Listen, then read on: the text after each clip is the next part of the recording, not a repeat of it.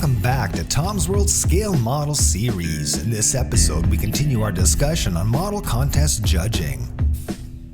If you enjoy programming on scale modeling, then show your support by subscribing to this channel. Leave us a comment, like, dislike, or share the video with friends. Clicking the notification bell gives you alerts when we post new content, or visit the channel Tom's World for a friendly visit for a complete list of all our videos. In episode 1, we began our interview with master builder and international scale model judge Harvey Low. Our discussion looked at model clubs and the advantages they offer to members. We also examined the various hobby shows and contests that are available to competitive builders. The sometimes controversial systems judges use to score contest entries were also discussed. Stay with us as our interview continues with a deep dive into what judges look for and how we can improve our standings at hobby shows.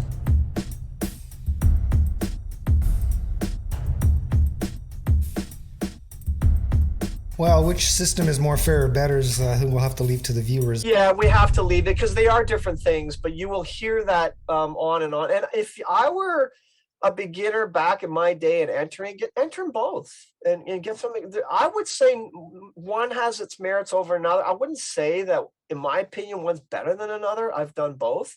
In fact, while I'm speaking to you, it comes to mind that while 1, 2, 3 is typically a system that is has been in for quite a while, IPMS uses that system.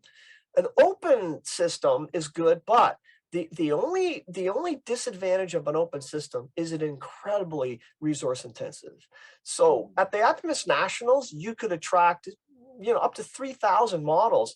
To have an open system at the Nationals would be extremely difficult to do because you're judging every model with a group of models. That takes a long time. Whereas 1, 2, 3, if you know what you're doing with the fellow judges, you're not using the scorecards. You can get through them fairly quickly. So there are some advantages and disadvantages from a resource point of view, but both systems, I think, have their merits. Sure.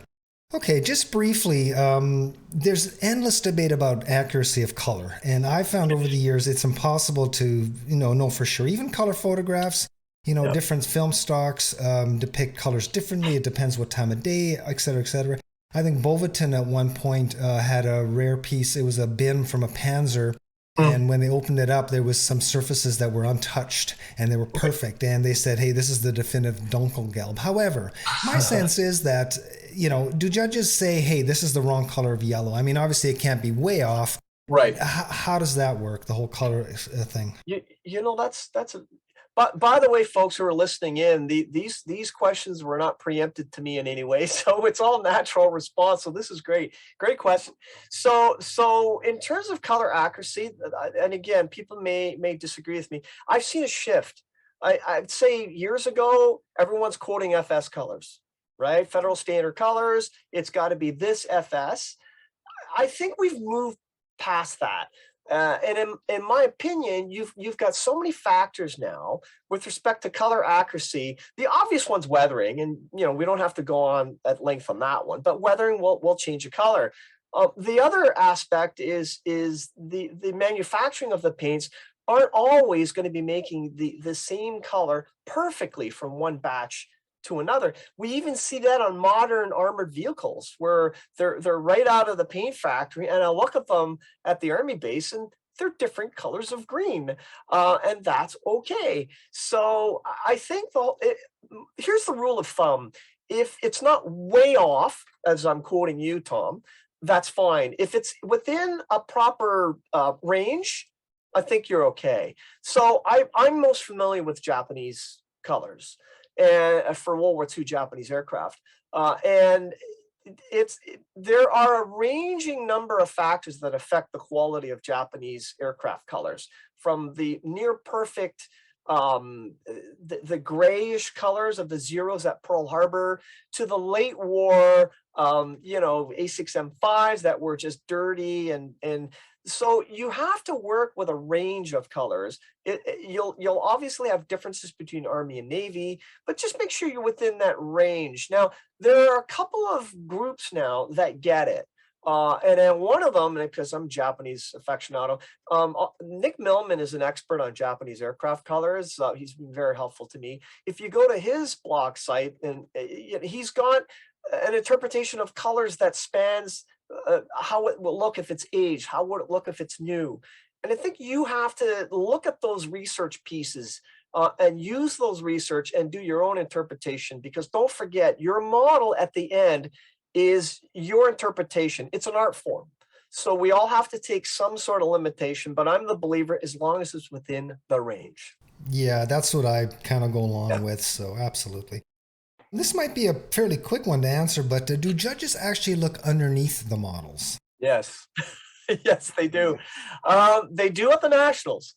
Now, they typically here the touchy issue is holding the model, touching the model, and if you are going to a national level competition, typically the IPMS nationals, be prepared that the judges will pick up your model.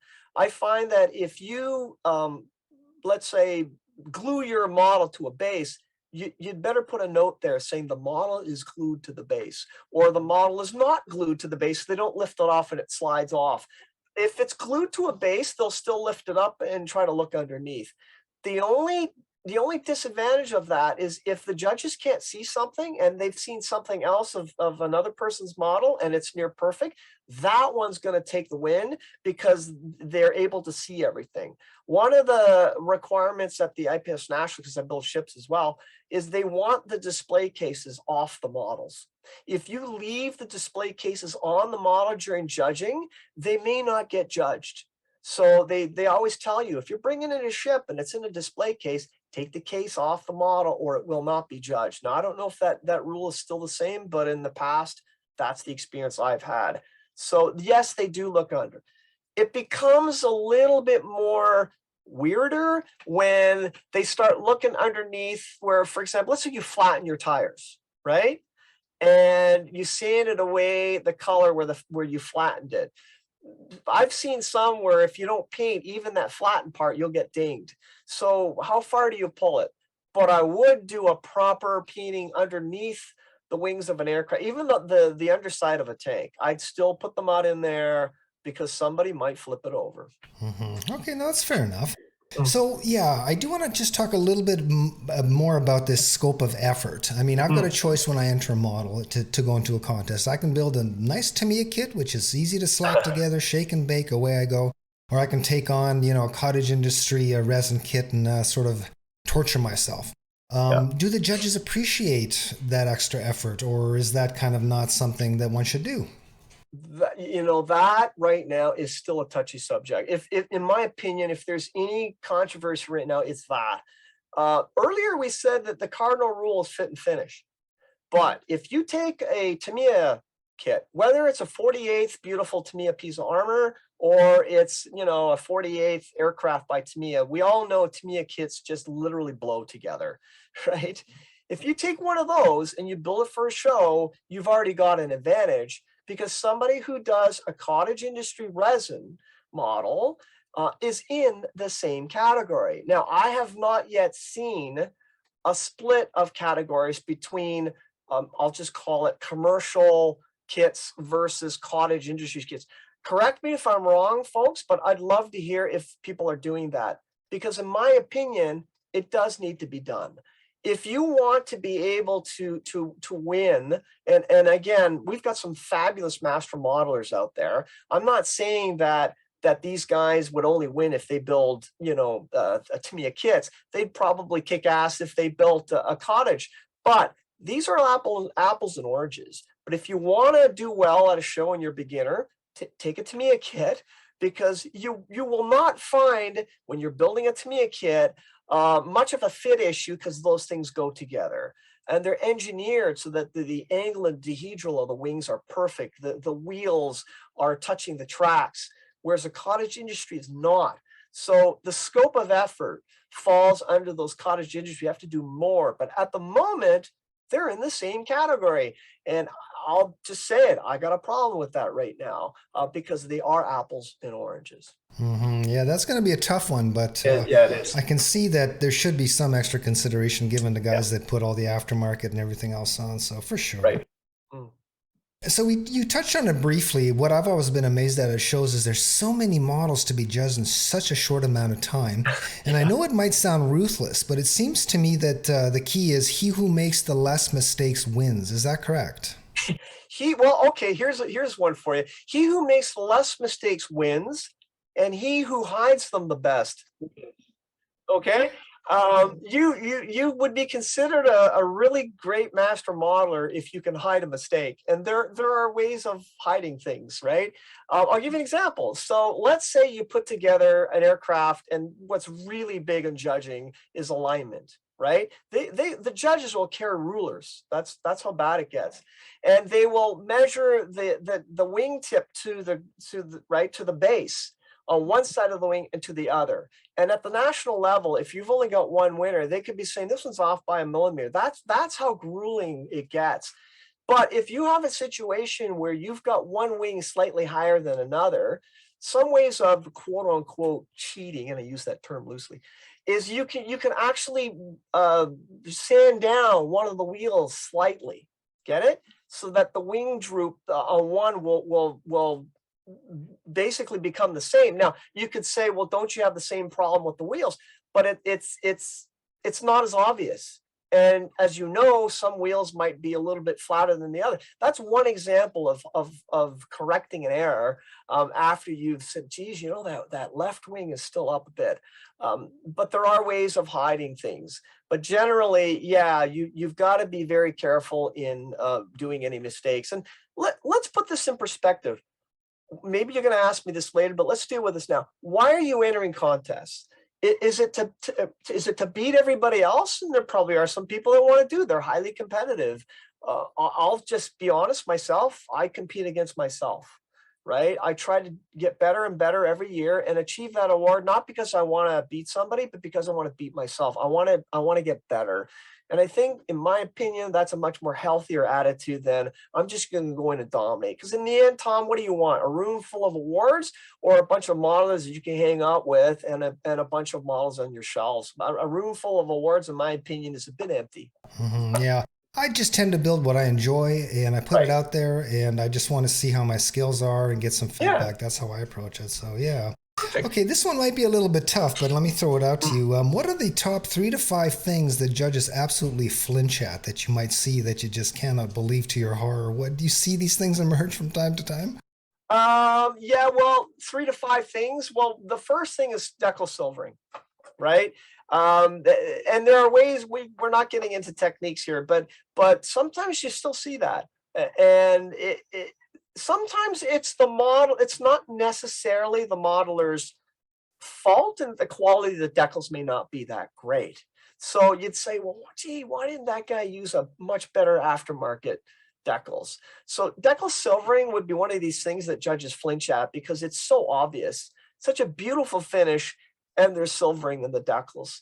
I think the second thing, and again, this of course my opinion, my humble opinion, but aircraft. The cockpit is typically where the eye goes when people look at models. It's kind of like what they relate to. It's the human part of a machine.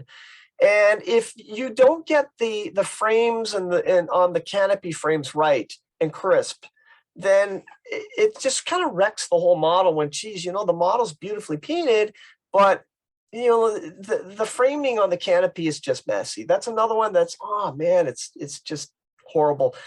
Alignment is probably the third one where you think, all right, beautiful model. And let's take armor, for example.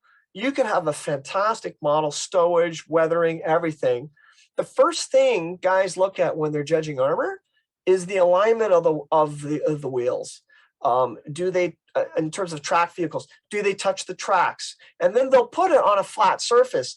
Okay, are there any misalignment of the idler and the drive sprocket? If any of the, or if the track is offline, I don't know how many times that a model is so beautiful and you look at it head on and the tracks are crooked.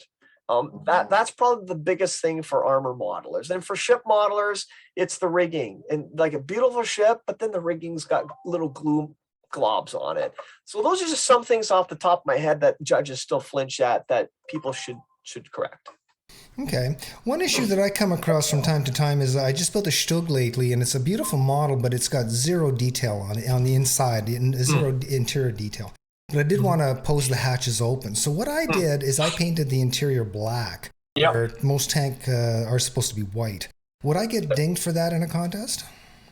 You would if they look down on it, and guess what? Some of them got flashlights. If here's the cardinal rule, if you're gonna, which is a great way of doing it, but fill it with something. So for example, I'm working on a T-72 right now. I did the same thing. I painted it black, but I noticed that if I leave a hatch open, the one thing that's very obvious is the breech of the gun.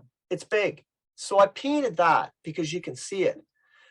If you are doing that, make sure that you have a way of putting some sort of either part of the vehicle or an accessory, like a figure. Put a figure in the hatch. So if you paint the interior black, put a figure in the hatch, you'll be fine with that. The same thing goes with engine compartments. So if you have a mesh that you can see through, and you just paint it black, and then somebody looks through it, and because the grill size is fairly large and there's nothing in there, like there's no engine, you'll get dinged for that. But if you attempt to make some form of there's something in there, you'll be fine. Does that help? Absolutely, that's fantastic. Yeah. Okay, so we're just about out of time, but I do have one other question. I'm just curious to know a little bit more about how figures are judged. Obviously, there's not as much building involved, so there's got to be other criteria. So how are figures judged? Figures is a whole other realm of judging that's quite different from aircraft, armor, ships, and cars. Sorry, I haven't mentioned a lot about cars. Cars, now that I'm on the car, cars is about the finish of the body. That's what they're really good at, right? But figures is different. Figures are, I was at the Chicago World Expo. It's a figure show. There are ordnance there, and the level there is astounding. They're really looking at the shading and the depth of a figure. So to give you an example, if you were to do the folds in a uniform, right, the darker areas of the folds, the highlights, that's one thing. But if you haven't applied the whole notion of a light shining above on the figure, where it's casting deeper shadows in, the underarm pits and things, you have to do that as well. It's not enough just to paint the dark folds dark and then the highlighted folds light. You have to begin to add that third dimension to give it that full 3D effect. They're also looking at the face of the figure. Do the eyes look normal, or do they look like a gargoyle, right? Those little things. If in fact, a lot of the figure guys who do vignettes, their big thing is telling a story. So part of the judging criteria for vignettes and dioramas is what is the story conveyed here? Is there a meaningful story here? Because if there isn't, and it's just a bunch of, we were joking the other day that the most common, and again, I'm not offending anybody that builds German, tank commanders, but every diorama's got a German tank commander pointing, right? He's just pointing somewhere. And we were joking about that the other day. How many but if he's pointing, have something else in there that supports that figure that's pointing in some direction. So the storytelling aspect of figures is important. And of course, some people use acrylics, some people use oils. There's one thing I think that if you're judging, and it's hard to say it without saying that, oh yeah, I know everything, but generally, judges who are judging at that level know what they're looking for. They know what looks good. They know what doesn't look so good. With armor modeling, they know what weathering looks good and what looks flat, right?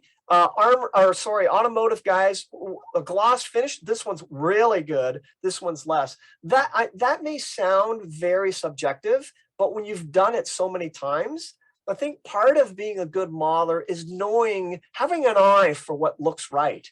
And because if you don't have that eye and you just leave it, you don't quite know what is really good versus what is pretty good. And so those are just some of the things that I would say that people look for. And in figure modeling, yeah, it's a whole new world, and there's a lot of people doing that type of painting now, and they typically have separate shows. And I'm just astounded at the quality of some of these figure painters. Yeah, me too. I mean, I've been building models for many, many years, and I can't still paint a figure if my life depended on it. So Just I keep going. totally Practice get makes it. perfect. Yeah, yeah, Well, Harvey, yeah. this has been a fantastic interview. There's so many things that I wanted to ask over the years about judging, and I think you've shed the light on a lot of those. I wish we had 3 hours for this because there's so much more to cover, but I think this is good for the first time. I mean, if viewers like it, then I'd love to have you back, and maybe we can kind of expand Sure. on some of these discussions. But I've learned a lot, and I'm certainly sure that the viewers will. And I really appreciate your time. You're probably one of the more knowledgeable people I've ever Oh, met in modeling, so it's just a real pleasure to have you. well, we got to start somewhere. And if I can say thank you so much, Tom, for having me. I've seen your videos on YouTube. They are totally awesome. And I'm honored to be interviewed by you on this topic. So thank you so much for having me. And that'll do it for this episode. Check back soon for more unboxings, builds, and painting and weathering videos. If you enjoy our programs, why not subscribe to the channel? Or leave us a like, dislike, share the video, or sound off in the comments. Or drop by the channel Tom's World for a friendly visit and for a complete listing of all our entertaining and educational videos. In the meantime, get building those models you got for Christmas, and we'll see you at the next hobby show. Stay well and all the best.